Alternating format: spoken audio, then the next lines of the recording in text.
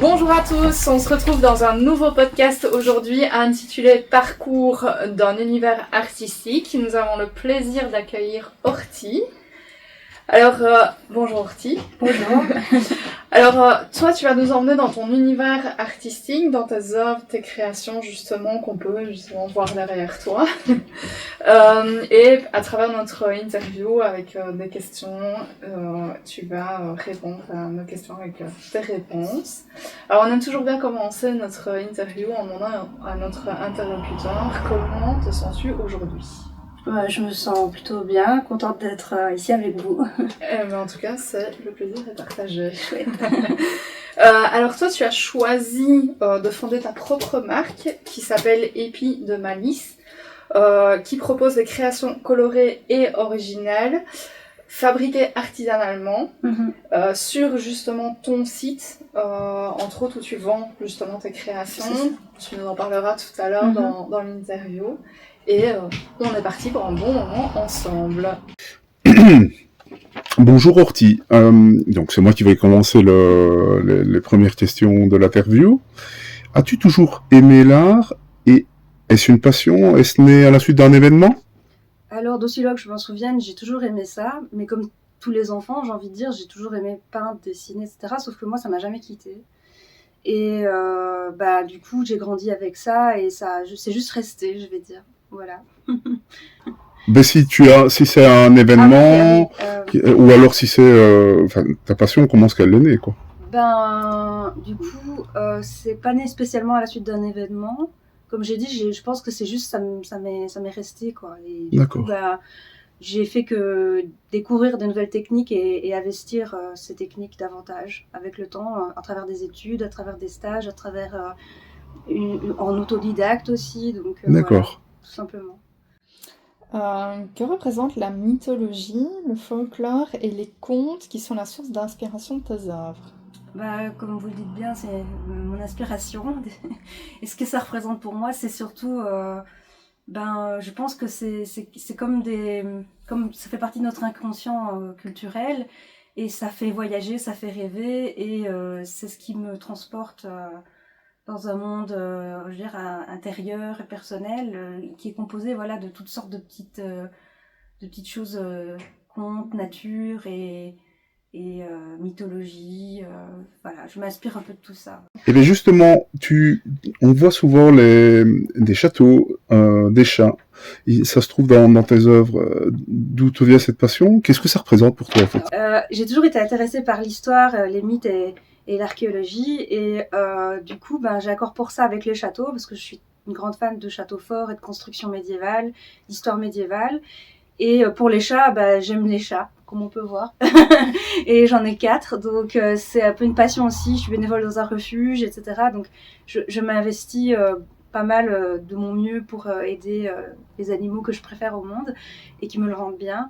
Et donc forcément, comme ce sont des choses que j'aime beaucoup, ou des sujets qui me parlent beaucoup, je vais les incorporer très volontiers dans mon travail. D'accord, voilà. C'est bien.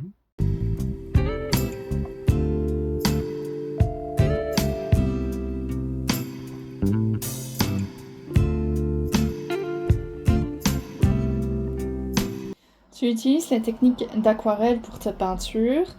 Que t'apporte cette technique? Te sens-tu plus libre par cette technique? Alors, l'aquarelle, c'est surtout pour moi un moyen de jouer avec la transparence et la lumière, à la fois du papier et de l'eau. Je trouve que c'est une technique qui permet quelque chose d'assez organique et qui permet de jouer avec les effets d'eau et de comment elle va se diluer et se transporter sur la page, et comment elle va être absorbée. On peut vraiment s'amuser avec ça, et parfois on est surpris, on n'est jamais à l'abri de bonnes surprises, et franchement c'est rien que ça, c'est déjà magique en soi, et c'est quelque chose qui permet aussi, comme je dis, une certaine transparence. Et moi j'aime beaucoup jouer avec la lumière dans mes œuvres, donc du coup pour moi l'aquarelle, c'est ce qui sied le mieux à mes atmosphères et à la lumière que j'essaye de transparaître, de transposer, je veux dire, et une certaine forme de poésie un peu floue, et voilà, donc c'est vraiment la technique que je privilégie pour la plupart du temps, oui. Combien de temps te faut-il pour réaliser tes œuvres à l'aquarelle? Alors, c'est un peu compliqué à expliquer parce que c'est un peu difficile à évaluer parce qu'en fait, des fois, je m'amuse à faire des fonds comme ici. Et donc, je peux passer des soirs et des nuits même à m'amuser à faire des fonds un peu abstraits et à faire voilà, des tâches avec l'aquarelle et des dilutions, etc. Et en fait, rien que ça peut me prendre des heures. Je sais pas trop, je vois pas trop le temps passer, donc je sais pas trop évaluer. Je les laisse sécher. Parfois, je reviens encore dessus par après avec d'autres techniques ou d'autres tâches. Et c'est que, donc là, j'ai tout fait en stock, par exemple. Et c'est que bien après, que quand j'ai envie de créer, je regarde et en fonction de ce que ça m'inspire, il y a des fois un fond qui m'inspire plus qu'un autre, des fois des tâches qui me donnent l'impression qu'il y a des arts ou il y a des petites formes qui se cachent dans un paysage un peu flou, et c'est à moi de rendre ce paysage un peu plus concret et de l'amener un peu à la vie. Et donc du coup, voilà, j'essaye de... Enfin, c'est un peu à l'inspiration, c'est un peu sur le moment. Et de là, ça peut prendre une journée comme que quelques heures ou plusieurs jours. Ça dépend franchement et du format et du niveau de détail que ça m'inspire. Donc, c'est très difficile à évaluer. Donc, je dirais au moins minimum quelques heures à plusieurs jours en fonction de ce que je cherche à reproduire, à inspirer. Et des fois, si je contrôle pas vraiment, c'est pas toujours prévu à l'avance, voire jamais. Donc, c'est un petit peu difficile de vous répondre à ce niveau-là. Mais voilà, je peux pas faire plus précis. Dans quelles conditions dois-tu te mettre pour les réaliser? C'est-à-dire le calme, la musique, l'isolement? Alors, je suis quelqu'un d'assez, je veux dire, assez solitaire et sédentaire. Et j'ai besoin d'être assez immergée dans ma bulle, donc entourée de mes... Voilà, des matériels que j'aime et qui va m'inspirer, exactement comme les fonds ou comme les pelotes de laine, etc. Donc il faut que je sois dans mon environnement et que oui, soit dans le silence, soit des fois je travaille avec une série ou autre quand je suis plutôt bien lancée. Mais en général, c'est vrai que j'ai besoin d'un certain fond musical, d'une ambiance, surtout pour les illustrations, une ambiance qui me plonge, qui soit vraiment en adéquation avec ce que je cherche à transmettre. Donc des musiques d'ambiance ou des musiques de film, ça peut aider pas mal. Ouais. Tes peintures sont réalisées sur papier aquarelle et tu les retransposes aussi par impression sur des toiles. Pourquoi? Tu peux nous expliquer? Alors, le produit fini, ça peut donner ceci. Et l'idée, c'est que l'original, parfois je le mets en vente, mais forcément c'est un prix, je veux dire, c'est une pièce unique, donc le prix est plus élevé. Et ce type d'impression me permet, donc c'est moi qui scanne, c'est moi qui contrôle la qualité, c'est moi qui décide de tout. Et donc ça me permet de pouvoir proposer mon travail à un peu plus de, je vais dire, à moindre coût, et donc à un peu plus de gens. Alors c'est pas l'original, mais ça plaît aussi pas mal, et je me suis rendu compte que ça fait plaisir à toutes les bourses en fait. C'est un moyen de pouvoir se faire plaisir, allez, je vais dire, oui voilà, de manière plus raisonnable et plus accessible. Voilà. Je me suis dit que c'était peut-être une façon plus agréable de permettre aussi aux gens de se procurer mon travail.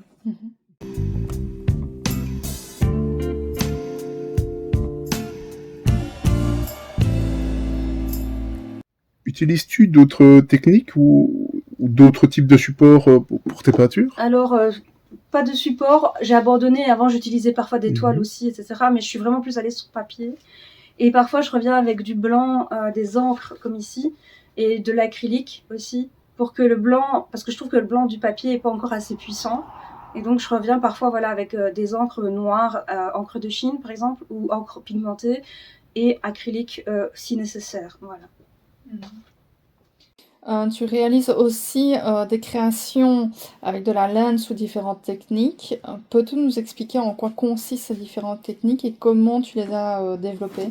Alors, les techniques en question, c'est par exemple ici on a du tricot, point basique, mais avec de la laine que j'ai filée teintée moi-même. Donc on est sur un produit qui est pratiquement entièrement fait par moi de A à Z, sauf la tonte du mouton. Et de là, je nettoie la laine, je la carde, donc je la peigne. J'ai toutes sortes de machines qui m'aident à ça, mais principalement du coup un rouet qui m'aide à faire le fil. Une fois fait en pelote, ça ressemble à ceci. Et donc moi je cherche à faire un film souvent qui est un peu original et qui peut permettre ce genre de résultat un petit peu pas homogène, voilà. Et je peux aussi la feutrer, la tisser, j'utilise aussi je fais aussi du crochet. Donc j'essaye de maîtriser un peu toutes ces techniques, mais c'est un long parcours que je suis loin d'avoir terminé. Voilà.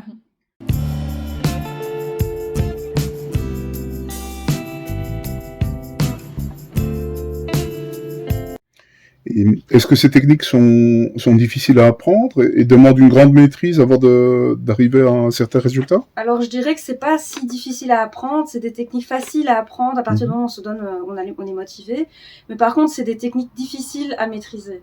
Donc c'est vraiment sur le long terme et avec beaucoup d'investissement personnel qu'on va arriver, et en se documentant beaucoup, qu'on va arriver à des niveaux qui se rapprocheront plus de l'expertise et de l'excellence. Mais ça peut prendre des années. Donc, c'est pas si difficile d'apprendre le tricot, mais par contre, par exemple, apprendre à faire des motifs au tricot et certains points sont beaucoup plus complexes, par exemple. Donc, voilà, c'est plutôt ça que je répondrais. Ouais. D'accord. Pourquoi utilises-tu souvent des couleurs vives et quel type de pigments utilises-tu? Alors, les couleurs, en soi, m'inspirent beaucoup parce qu'elles sont un peu vibrantes et presque vivantes. Et je sais pas, je m'inspire de la nature, des couleurs un peu dont j'aime m'entourer. Donc c'est juste que j'ai un goût prononcé pour les couleurs et les associations de couleurs. Et pour ce faire, j'ai des pigments pour teindre ma laine. Par exemple, voilà une partie de mes pigments. Donc là, par exemple, c'est un jus que j'ai récupéré parce qu'il est encore très pigmenté. Mais voilà, ce sont des pigments qu'on va utiliser. C'est la marque Jacquard. Donc je les achète déjà broyés et voilà, utilisable. Et en gros, par exemple, pour utiliser sur de la laine ou toute matière organique, il faut que je les fasse bouillir avec, par exemple, un acide qui sera du vinaigre, en l'occurrence. Et voilà, c'est relativement inoffensif pour l'environnement, et ça, c'est chouette. Et on a des pigments qui sont faits à base de plantes, par exemple. Enfin, on a un peu certaines choses comme ça. Je gagne du temps parce que je fais pas mes pigments moi-même, mais je peux teindre ma laine et faire les couleurs que je souhaite, les mélanges que je souhaite. Et c'est un peu comme avec l'aquarelle au final, c'est la diffusion du pigment dans l'eau et soit sur papier, soit sur la laine qui va faire toute la magie. Voilà. Désolée, c'est une réponse un peu longue. Pourquoi incorpores-tu des matériaux de récupération dans tes créations et de quel type de matériaux s'agit-il? Alors, c'est parfois même souvent, des choses qu'on m'a données ou des choses que j'ai retrouvées en brocante ou des choses comme ça qui ont une vie mais on va dire qu'on n'utilise plus et dont moi j'ai envie de les remettre au goût du jour, j'ai envie de leur donner une valeur ajoutée, quelque chose qui peut les faire vivre à nouveau. Et donc je vais parfois mélanger des breloques ou des objets, des morceaux de bijoux dépareillés par exemple, et en faire une broche. Enfin voilà, j'ai vraiment à cœur de recycler, d'améliorer et redonner une seconde vie aux choses. Et c'est une démarche plutôt écologique. Et voilà, quelque chose aussi, un goût pour l'ancien, un goût pour les antiquités, un goût pour le vintage aussi, que j'ai envie de partager à travers mon travail. Voilà. T'accordes beaucoup d'importance à la laine utilisée de manière locale ou européenne, certifiée éthique et écologique. Peux-tu nous expliquer la raison de ces choix? Dans l'univers de la laine, il y a des pratiques que je condamne, des pratiques que ce soit du traitement des ouvriers ou des animaux. Donc il m'est important pour moi d'être sûr de la provenance et du traitement qu'on a donc respecté, qu'on a imposé à la fois aux travailleurs, enfin quand je dis imposé, comment les gens sont traités et comment les animaux sont traités, c'est très important pour moi. Et donc je ne pourrais pas travailler avec un produit dont j'ignore en grande partie comment il a été produit vraiment, comment il a été fabriqué ou comment il a été exporté.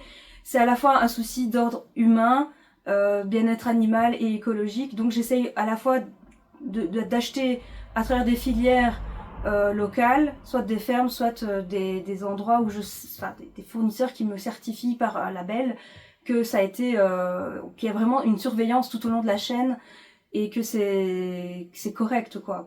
Donc, que les humains et les animaux sont bien traités. Je sais pas si je réponds bien, désolée, je me répète. Mais c'est bravo, c'est une Ouais, belle non, ça, philosophie, ouais. c'est une belle vision de... Ouais, c'est très bien. je me verrais vraiment pas. Pour moi, ce serait C'est trahir mes vraiment- valeurs, en fait. Ouais, c'est très bien. Voilà.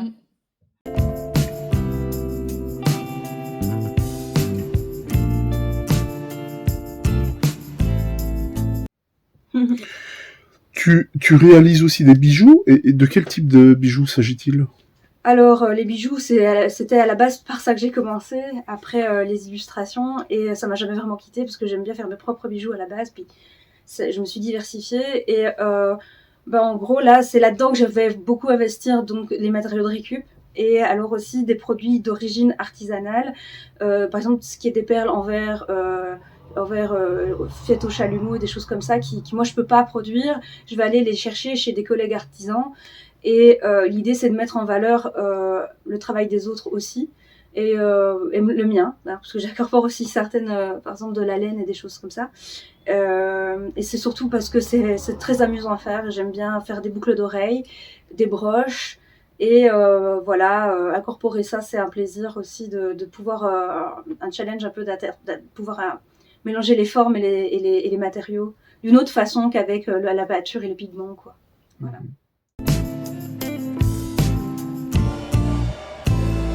Réalises-tu d'autres objets?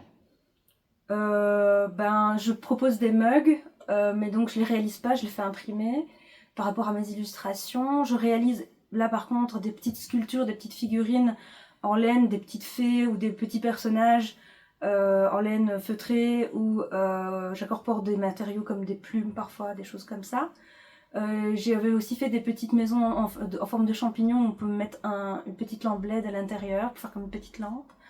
Donc ça en fonction de mon inspiration. Beaucoup d'accessoires qu'on peut porter, comme des mitaines, des bonnets, des bérets, et voilà, des choses, parfois des capes, etc. quand je me sens inspirée, mais voilà. Globalement, ce que je produis en laine. Ouais.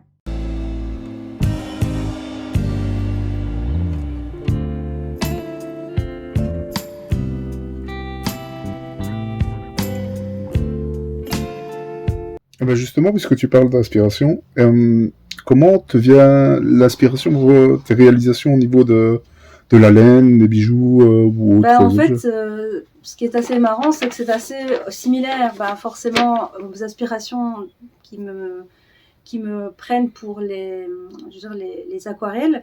C'est que je m'inspire de la féerie, des contes de fées et de la nature principalement. Parfois aussi des designs médiévaux.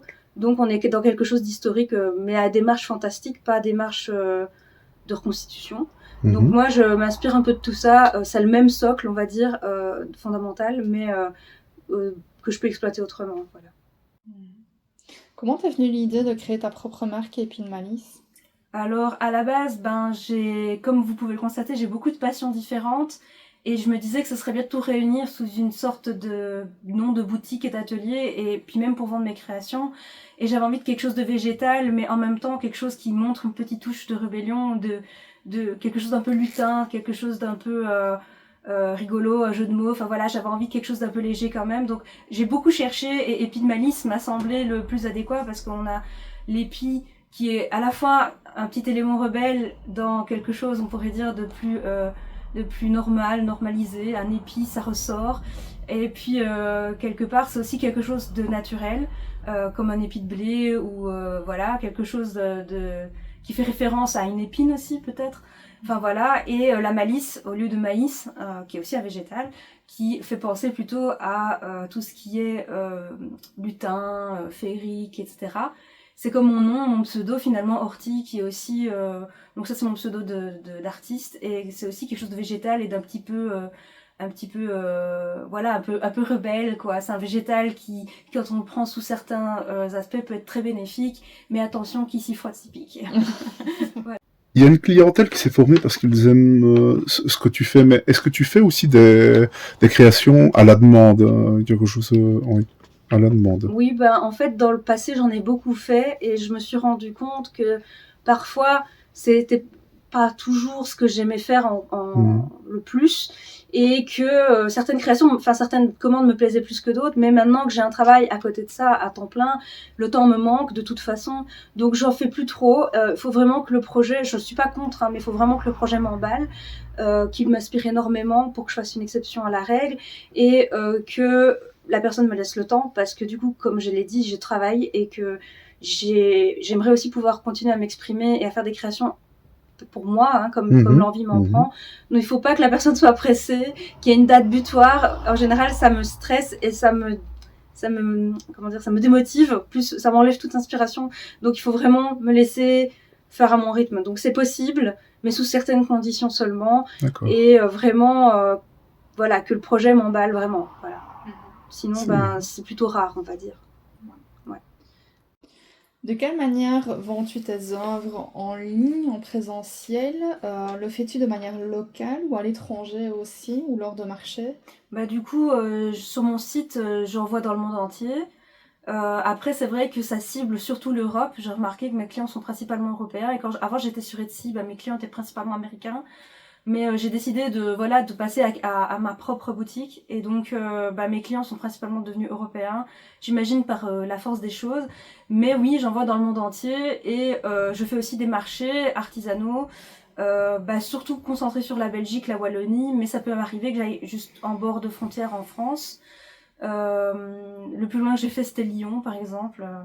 Mais je vais pas plus loin que, en général, 2 heures, 2 heures et demie, c'est mon maximum d'ici. Donc ça reste assez local. Et là, prochainement, je fais un marché à Frameries, ça s'appelle Uchronicité, c'est le 1er décembre.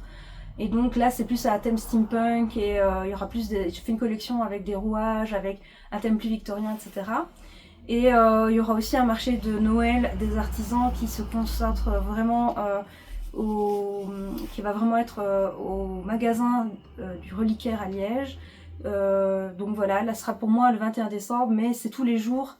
À partir du 16 décembre, il y aura des artisans un peu tous les jours. Voilà. Donc voilà, j'en fais surtout en hiver, vu que mes produits sont principalement saisonniers. Mais j'envisage de refaire un petit peu avec mes toiles et mes peintures des choses peut-être plus en été ou en tout cas au printemps, et voir peut-être l'année prochaine comment ça se passe. Voilà.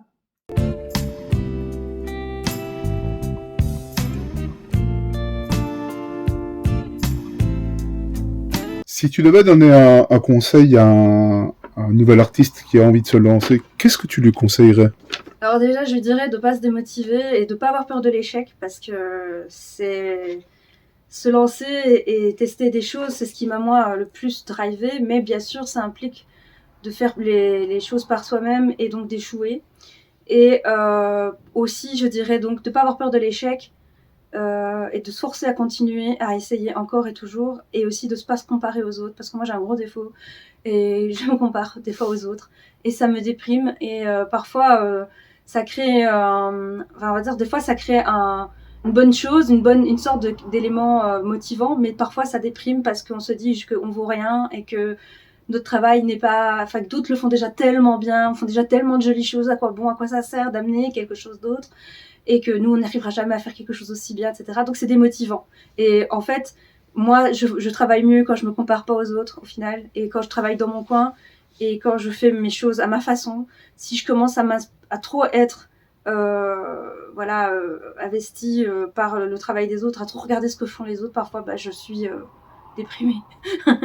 Donc c'est un petit peu ça que je conseillerais, c'est de se concentrer, de persévérer et de pas non plus forcément... C'est bien de regarder ce qui se fait, mais il faut pas se comparer en fait. Voilà. D'accord. Que t'apporte l'art dans la vie au niveau émotionnel? L'art, c'est un peu pour moi vital, parce que je dois créer tous les jours un petit peu, sinon je déprime. Et en fait, ça m'éloigne d'une vision peut-être plus triste de la vie. Ça me permet d'apporter quelque chose de positif, et ça m'aide aussi à aller de l'avant. C'est un peu comme une thérapie, et c'est très important pour mon bien-être personnel et mental. Et j'ai l'impression qu'en créant des choses et en permettant à ces choses de vivre chez d'autres personnes, qu'elles soient portées par d'autres personnes, ça prolonge cette positivité un peu plus, et ça me donne l'impression de pas être inutile et de faire quelque chose, d'apporter mon petit grain, ma pierre à l'édifice. Je sais pas comment l'expliquer, mais ça me fait du bien. Et c'est, je pense, le plus important, c'est moi, ça me fait du bien et je pense que ça fait du bien aux gens qui vont alors se procurer mon travail, qui aiment mon travail. Donc, c'est un cercle vertueux, voilà. Ok. Peux-tu nous faire une démonstration du filage de laine au rouet? Alors oui, je vais faire ça tout de suite. Super.